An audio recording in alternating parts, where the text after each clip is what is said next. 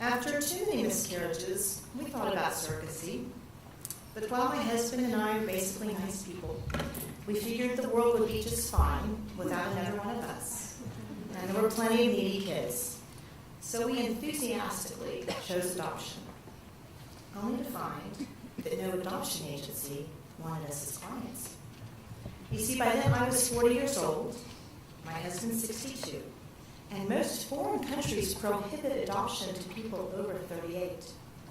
In America, the girls giving up their babies choose the parents. Those girls are almost always teenagers, and no 17-year-old is going to pick us. But after 2 years of rejection, Ethiopia opened up to women under 50. It would be another 2-year wait, we were told, but we were overjoyed.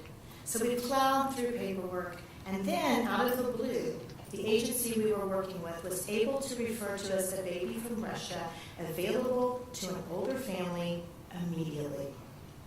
Shocked and thrilled, we shouted yes and signed the crucial documents legally binding that child to us. We began planning a room and packed our bags for Russia. Only on the day we flew over, Dr. Phil did a show about a woman in Alaska abusing her Russian adopted son.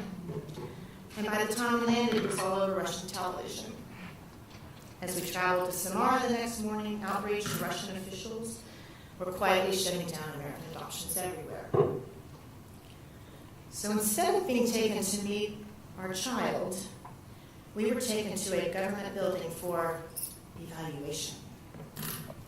For 2 days, in a tiny, suffocating room, we answered questions like, could you kill a chicken?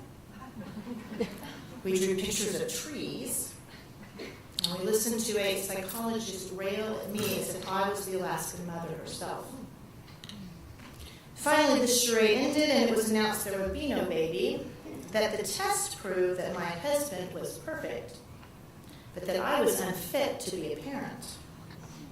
Specifically, the evidence, the roots in my tree drawing were drawn too deeply. True story.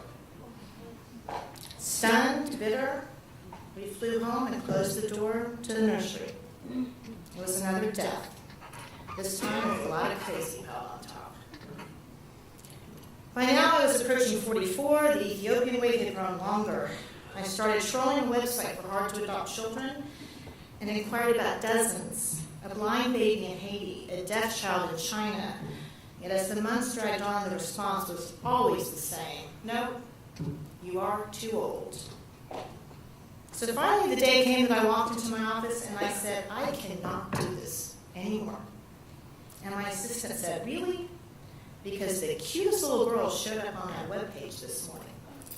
Sisters, ages 3 and 4.5, perfectly healthy, at a baby orphanage where they had spent most of their little lives in St. Petersburg, because in Russia.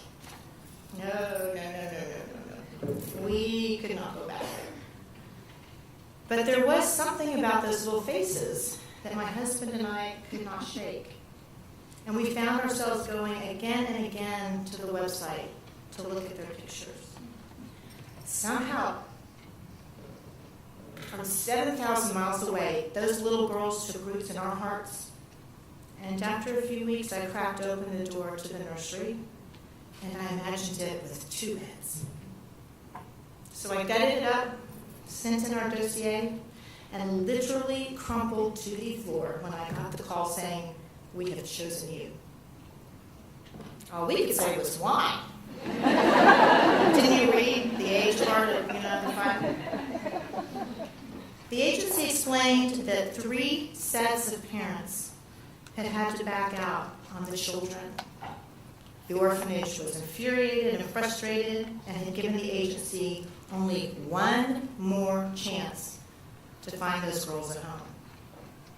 The agency figured they needed a good family with as much tenacity as possible.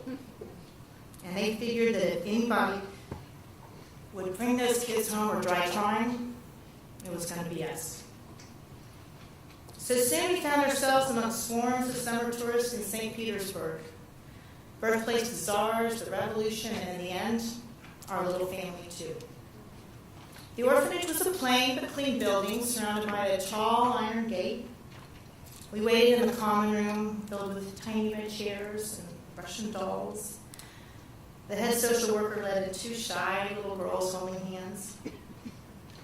And it was there,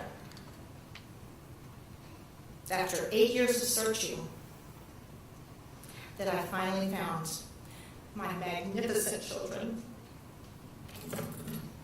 2 months of paperwork later, a very dear friend and I picked up my girls on a biting November night to begin a 2-week migration home.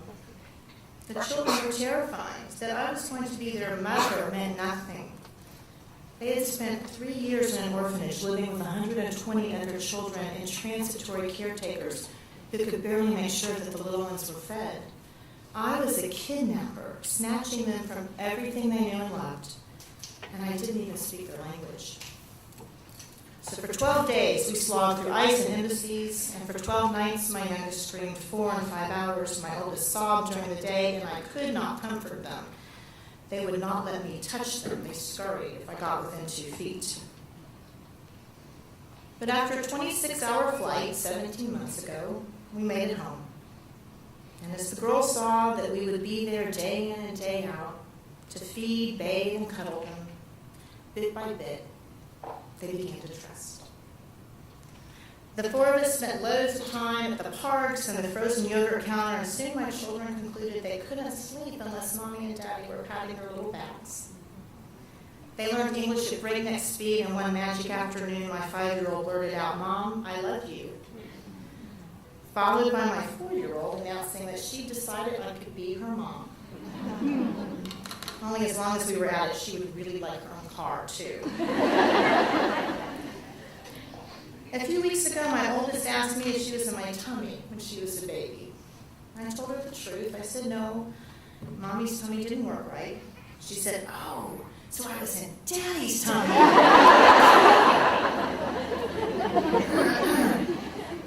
I said, "Okay, let's talk about this a little more when you're a little older. But in the meantime, here's really all you will ever need to know. Mommies find their children all sorts of different ways. And while you did not start in my tummy, you started in my heart. And while my tummy didn't work right, my heart worked with the perfection of a miracle."